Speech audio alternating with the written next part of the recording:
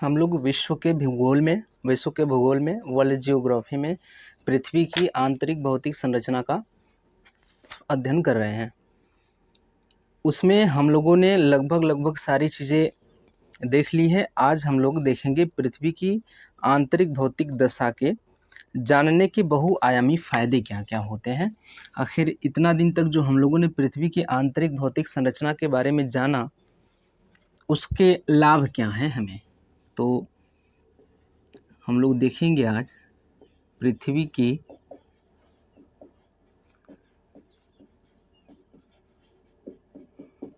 आंतरिक भौतिक दशा के अध्ययन के बहुआयामी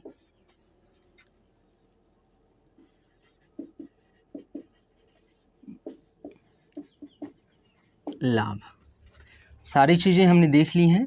अब जो अंतिम में बचा हुआ है, यही एक टॉपिक बचा हुआ था हमारे अप्रोच सिनॉप्सिस के आधार पे। इसके बाद एक और टॉपिक है, उसको हम लोगों ने लिया था, वो था निष्कर्ष। तो उसको भी कर लेंगे इसी वीडियो में, वो भी कंप्लीट हो जाएगा। तो पृथ्वी की आंतरिक भौतिक दशा के अध्ययन के बहुआयामी लाभ क्या होंगे। इतने दिन हम लोगों ने जो इसका अध्ययन किया, क्यों किया, इसके क्या लाभ हैं। तो सबसे पहला तो अगर हम देखें इसके लाभ के बारे में, तो पृथ्वी की आंतरिक भौतिक संरचना के अध्ययन से क्या होगा कि हमें पृथ्वी में दबी हुई खनिज संसाधनों की जानकारी होगी।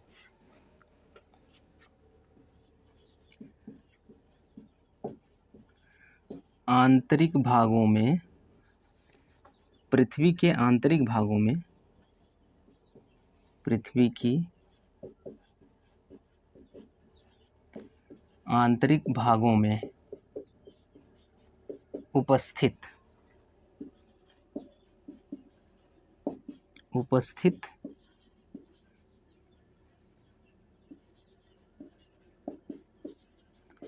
खनिज पदार्थों की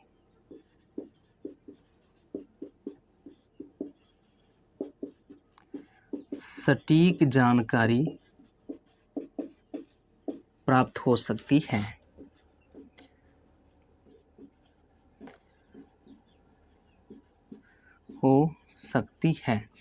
पृथ्वी की आंतरिक भौतिक संरचना के बारे में जानने का एक तो लाभ ये है कि पृथ्वी की आंतरिक भागों में उपस्थित जो खनिज पदार्थ हैं, उसके बारे में हमें जानकारी मिल सकती है।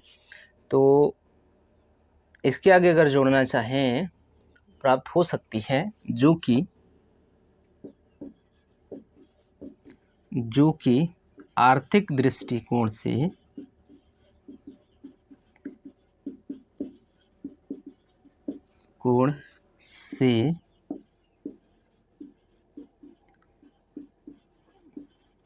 महत्वपूर्ण साबित हो सकता है।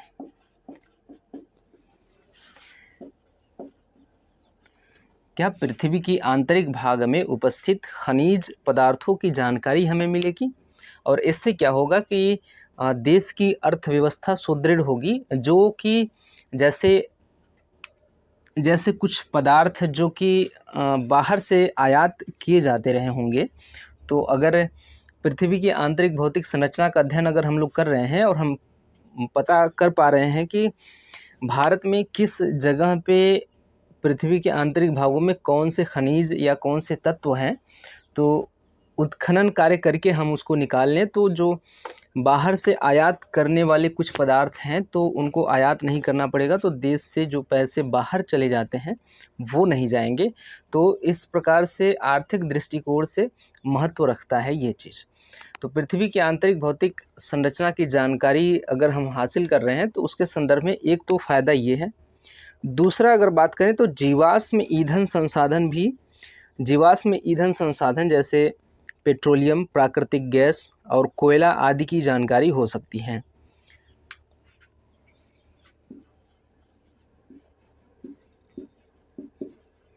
जीवाश्म ईंधन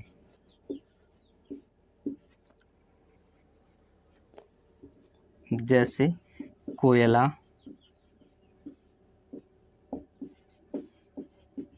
पेट्रोल आदि की अवस्थिति की जानकारी।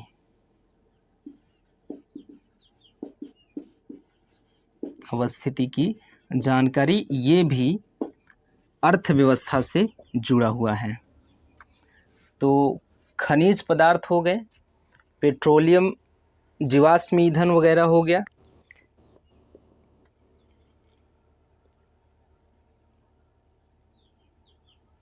आंतरिक भाग की जानकारी के आधार पर हम भूकंप, ज्वालामुखी और सुनामी, भूकंप, ज्वालामुखी, सुनामी या फिर प्राकृतिक आपदाओं की जानकारी हासिल कर सकते हैं। ठीक।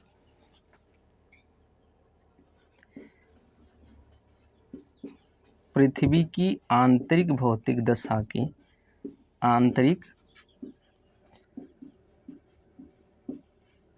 भौतिक दशा की जानकारी से हमें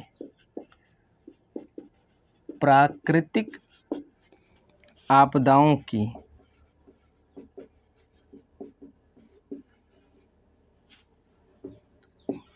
का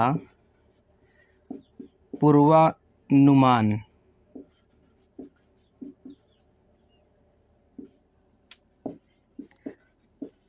करने में सहायता होगी।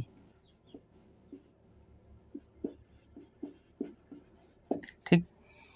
पृथ्वी की आंतरिक भौतिक संरचना के बारे में अगर हम अध्ययन करते हैं ठीक ठाक से, तो हम आने वाले प्राकृतिक आपदाओं से, प्राकृतिक आपदा जैसे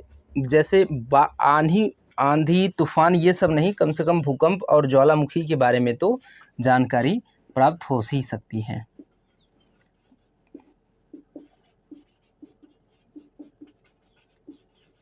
ये भूकंप और ज्वालामुखी जैसे आपदाओं का पूर्वानुमान हो सकता है, और इससे क्या होगा कि बड़ी मात्रा में जान माल की सुरक्षा की जा सकती है पहले से ही। और दूसरी बात ये कि अगर हमें, अब इससे क्या होगा कि इससे बड़ी मात्रा में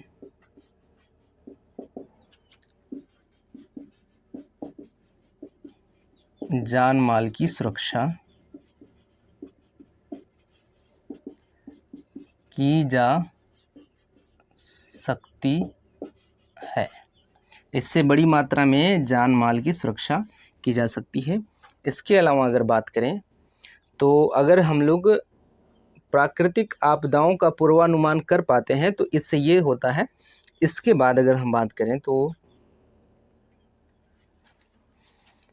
पृथ्वी की आंतरिक भौतिक संरचना का अध्ययन करने से हम ये जान पाएंगे कि किस क्षेत्र में ज्वालामुखी या भूकंप आ सकते हैं भविष्य में। तो भविष्य में प्राकृतिक आपदाओं का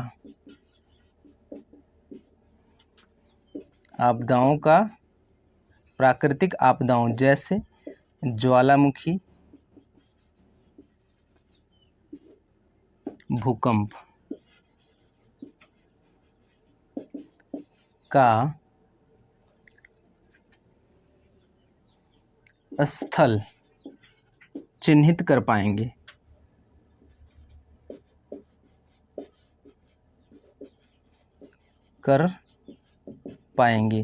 अगर स्थल चिन्हित कर पाएंगे तो मानव बस्तियों का बसावट हम लोग ऐसे क्षेत्र में नहीं करेंगे जहाँ पे भविष्य में भूकंप या ज्वालामुखी के उद्गार की संभावना हो।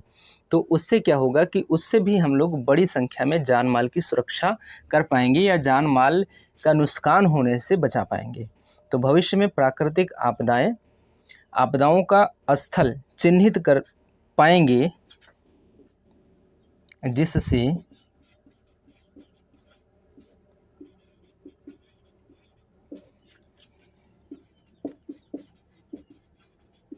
मानव बस्तियों की बसावट उस क्षेत्र में न करके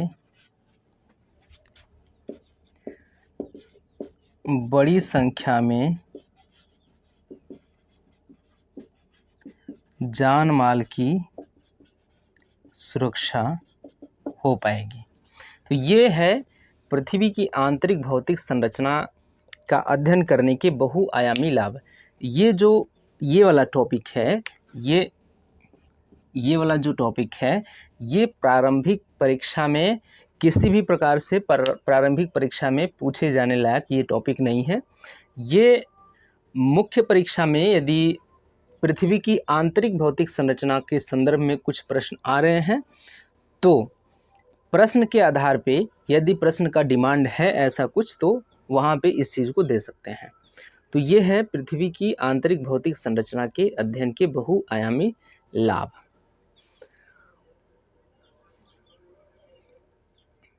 अब इसके बाद जो है वो है निष्कर्ष।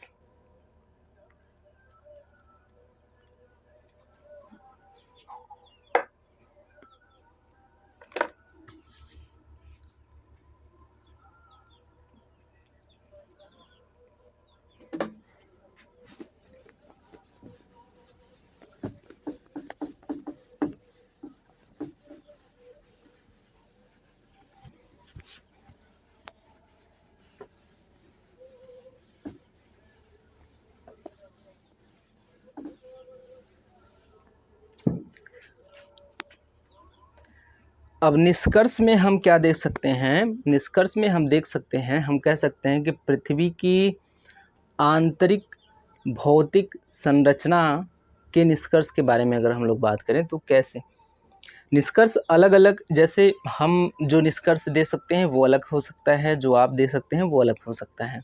हर लिखने वाले का, हर निष्कर्ष देने वाले का निष्कर्ष अलग अलग हो सकता है।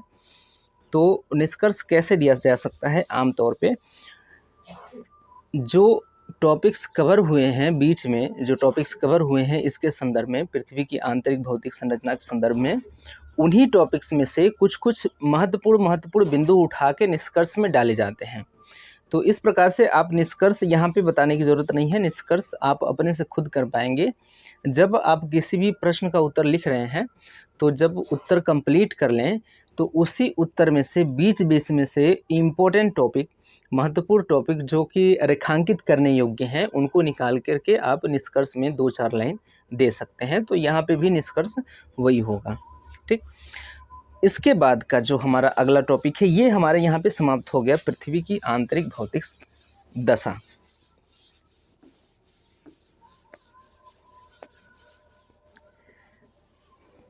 अब हमारा टॉपिक जो आता है वो है भू संचलन।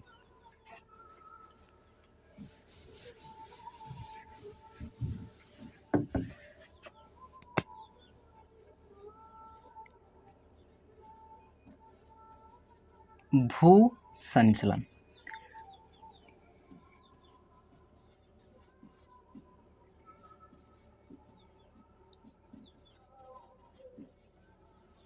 Earth's movement. अगला जो हमारा टॉपिक है, जो हमारा लेसन है वो है भू संचलन। भू संचलन में भी देखिए, भू संचलन में भी सबसे पहले हम लोग क्या देखेंगे, भू संचलन का भी हम लोग अप्रोच सिनॉप्सिस अगर ड्रॉ कर लें तो सबसे पहले हम लोग इसका देखेंगे परिचय। भू संचलन में सबसे पहले हम लोग इसके परिचय के बारे में बात करेंगे, उसके बाद इसका प्रकार देखेंगे। भू संचलन का प्रकार, इसी को हम कह सकते हैं वर्गीकरण।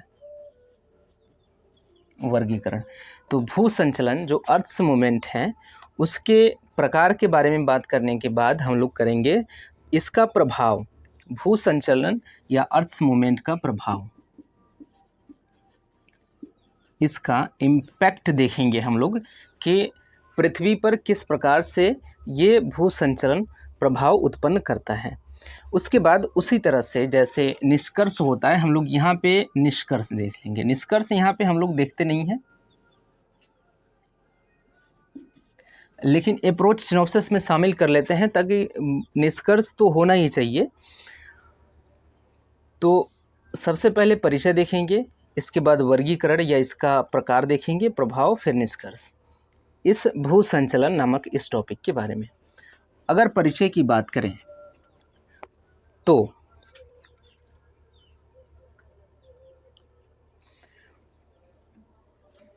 ये जो शब्द है मूवमेंट,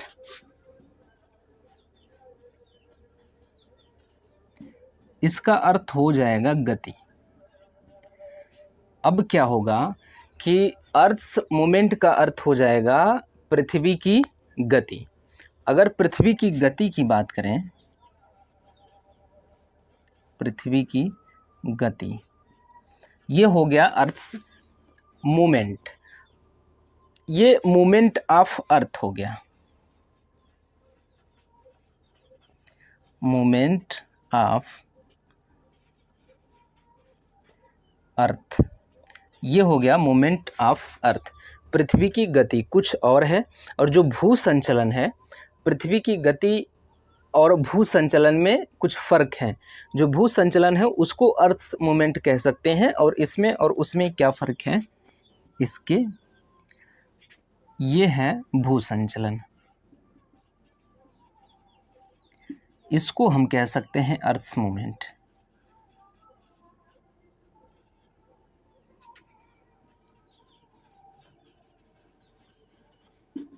ये पृथ्वी की गतियाँ होती हैं, जैसे पृथ्वी के द्वारा की गई गति। ये क्या है, ये जो गति है, ये वाला, ये क्या है, पृथ्वी के द्वारा की गई गति है। ये पृथ्वी की गति जो है, पृथ्वी के द्वारा की गई गति, पृथ्वी के द्वारा की गई गति है। ये जो पृथ्वी की गति है, जो मोमेंट ऑफ अर्थ है, ये पृथ्वी के द्वारा की गई गति है। जैसे घूर्णन, परिक्रमण, ये सारी गतियाँ, जैसे परिभ्रमण, परिक्रमण, घूर्णन, परिभ्रमण, परिक्रमण व घूर्णन, ये सारी गतियाँ आएंगी पृथ्वी की गति में। जो ये भू संचलन, जो अर्थ मूवमेंट है, अर्थ मूवमेंट जो इसका हिंदी रूपांतरण है, जो इंग्लिश रूपांतरण है अर्थ मूवमेंट, ये इससे जो हिंदी रूपांतरण करेंगे, इससे अलग से इसको अगर भूल के हम इसका हिंदी रूपांतरण करेंगे तो यही आएगा, पृथ्वी की गतियाँ या पृथ्वी की गति। तो इसका अर्थ हो जाएगा कि पृथ्वी के द्वारा की गई गति, परिभ्रमण, परिक्रमण और घूर्णन, ये सारी चीज़ें। तो हम लोग ये वाला पोर्शन यहाँ पे कंप्लीट नहीं करने जा रहे हैं, हम लोग करने जा रहे हैं ये वाला। और इसमें क्या आता है, पृथ्वी में या पर होने वाले परिवर्तन या गतियाँ। इसमें क्या होगा,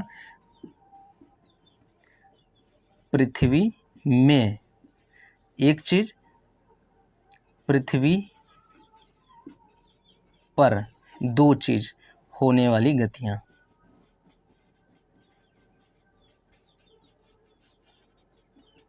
ये वाली चीज़ जो है यहाँ पे कंप्लीट होगा। पृथ्वी पर जो गतियाँ हो रही हैं, पृथ्वी पर भी गति होती हैं, पृथ्वी पर गति होता है, पृथ्वी के आंतरिक भागों में भी गति होता है। तो पृथ्वी के सतह व आंतरिक भाग स्थिर न होकर गतिशील है। इसमें क्या है, पृथ्वी में गत्यात्मकता पाई जाती है। पृथ्वी के आंतरिक भाग और सतह कैसे गतिशील है, सतह भी गतिशील है, इसके बारे में अभी आगे बात होगा। तो सतह भी गतिशील है, आंतरिक भाग भी गतिशील है। तो उसी गतिशीलता का अध्ययन हम लोग यहाँ करेंगे। इसका लेसन का नाम हो जाता है भू संचलन। तो भू संचलन का अर्थ यहाँ पे हम लोग ये वाला लेके नहीं चलेंगे, परिभ्रमण, परिक्रमण, घूर्णन, ये सारी चीज़ें यहाँ पे हम लोग नहीं पढ़ेंगे। वहाँ पे पढ़ेंगे पृथ्वी पर या में होने वाली गतियाँ। आंतरिक भाग में उत्पन्न गति को आंतरिक भू संचलन के नाम से जाना जाता है, और पृथ्वी के सतह पे उत्पन्न होने वाली गतियों को बाह्य भू संचलन के नाम से जाना जाता है। ये दो चीज़ें। और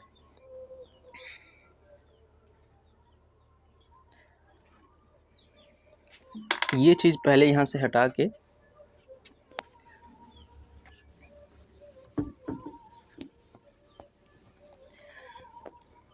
अगर पृथ्वी की गतियों की बात करें तो हम लोग किसकी बात करने जा रहे हैं? हम लोग करने जा रहे हैं पृथ्वी के सतह पर जो गति हो रही है या फिर पृथ्वी के आंतरिक भागों में।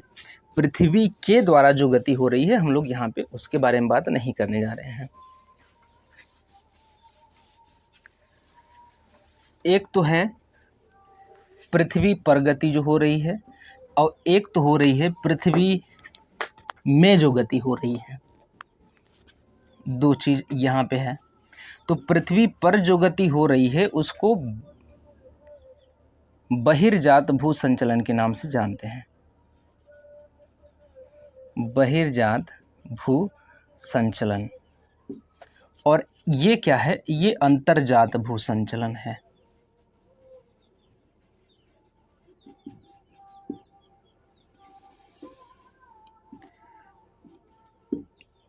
ये अंतर्जात भू संचलन है।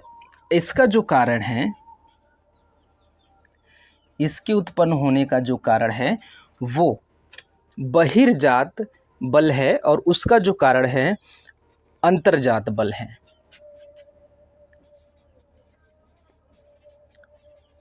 बहिर्जात बल और इसका जो उत्पन्न होने का कारण है ये है अंतर्जात बल। अंतर्जात बल। तो भू संचलन में हम अगर परिचय के बारे में बात करें, परिचय के देखें तो देखेंगे कि पृथ्वी पर भी गति हो रही है। पृथ्वी गतिमान अवस्था में है, गत्यात्मक अवस्था में है और पृथ्वी के आंतरिक भाग में भी गति हो रही है और पृथ्वी के बाहरी भाग में भी गति हो रही है। और पृथ्वी के बाहरी भाग में जो गति हो रही है उसको हम कहते हैं बहिर्जात भू संचलन और पृथ्वी के आंतरिक भाग में जो गति हो रही है उसको अंतर्जात भू संचलन के नाम से जाना जाता है। वहीं अगर बात करें तो जो पृथ्वी के बाहरी भाग में पृथ्वी के सतह पे जो गति हो रही है जिसको हम बहिर्जात भू संचलन कह रहे हैं, उसका कारण जो है वो बहिर्जात बल है और अंतर्जात भू संचलन का जो कारण है वो अंतर्जात बल है। तो अंतर्जात बल या बहिर्जात बल का भी अध्ययन होगा यहाँ पे। तो ये परिचय के बारे में यहाँ पे अभी आज हम लोग लिखेंगे नहीं, इसको कल फिर से समझेंगे और फिर इसके बारे में लिखना स्टार्ट करेंगे और फिर एक एक करके कंप्लीट करेंगे। तो आज से हमारा टॉपिक जो शुरू हो गया है वो ये भू संचलन नामक ये टॉपिक स्टार्ट हुआ है। कंप्लीट हो गया है हमारा कौन सा? पृथ्वी की आंतरिक भौतिक संरचना। ठीक, तो फिर मिलते हैं इसको लेकर, भू संचलन नामक टॉपिक को लेकर मिलते हैं अगले वीडियो में। तब तक के लिए धन्यवाद।